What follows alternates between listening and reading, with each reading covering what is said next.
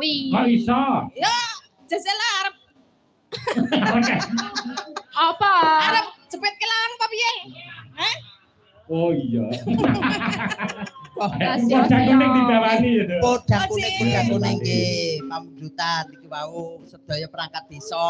Cek, kalian Niki Pak Waris pinangkani. Sugiono. Nggih. Sampeyan. Ugi Mbah Guru ingkang saking Laladan Dukuh. Nggih, Pak Guru. Nggih, Mbah Guru, nggih. Nggih. Moga-moga yen Dulur kula saking Tapen sami rawuh. nggih alhamdulillah. Nggih. Nadyan wujud mong baksi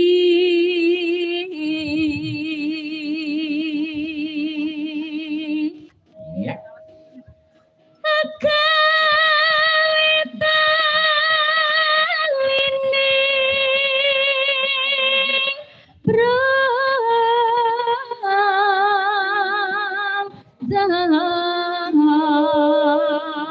Pak Alek, Nggih.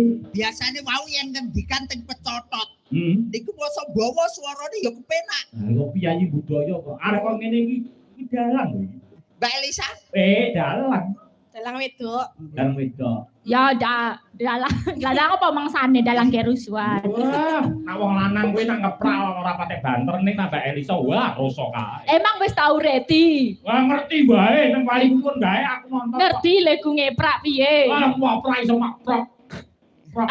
Ngono kuwi bom.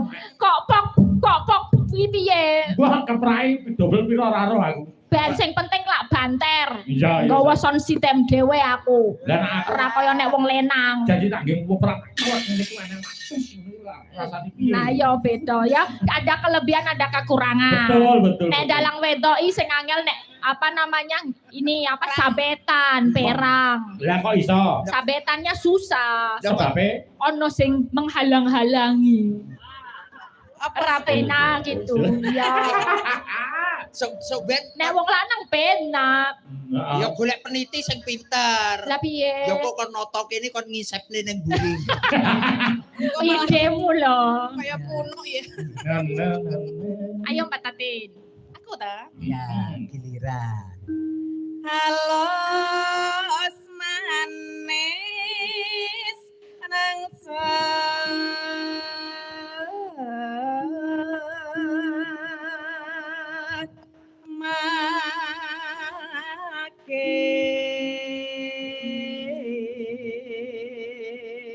Ambok bilingkan kepareng rawuh Pak Alek, Mbak Nggih. Tatin, Mbak Nggih, Elisa, sinten, beliau Mas? Pak Samsi, Nggih. beliau Nggih. mantan wakil Bupati Magetan, Nggih. Pak Dan Nggih. Ramil Nggih. Makelimbian, Semangat. lurah-lurah sekecamatan Kecamatan Imbian. Imbian. Masuk Sembah sembah nuwun, nuwun, sembah Mbak nuwun. Lurah, Mbak Lurah Sidoyo.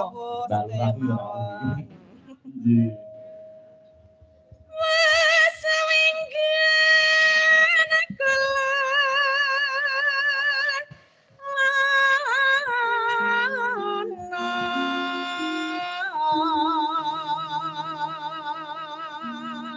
Mbak Tatin ini mungkin dirasani. Pripun ta? Niku lho, tiang-tiang niku Leng rasane? biasane lak jenengan kali almarhum nika teng TV-TV. Nggih, Pak Seno Pak Seno Nugroho. Nugroho. Nggih, pripun? Nggih, dikira niku jenengan cilik bareng gede bae gede. Waduh gede. Melu-melu aku nek wis nyebut iki ra melu-melu Mas. Rawani Mas. Tiang-tiang niku lho mang takoni sing grengos niku. Nggih, Pak Alek ki ora ngerti Wis, ya saya. ngerti, ya, Ora ya. ngerti sane nggon iki. Wong dalang Blitar iki ngomong niki gedhi iki bahaya balik dalang dicucup bun-bunane. Ora apa Ki padake aku demit. Kulo cilik napa gede mang takon. Para penonton kula gedhi napa cilik? Gede. Sik. Gedhe napa cilik? Gedhe napa cilik? Oh ya wis ra apa can gedhe. Niki jenengan tak dereng ngerti. Niki ki jane kula ki cilik. Tenene. Tenan. Hah apa? Jenengan tak ming weruh blegere kula sing gedhe. Heeh. Ana sing cilik kok liyane ya.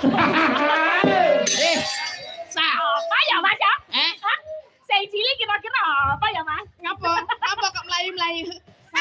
Ngapa kowe? Gak ngerti aku. Duduane tadi. Ngopo? Kok duduan nak padake?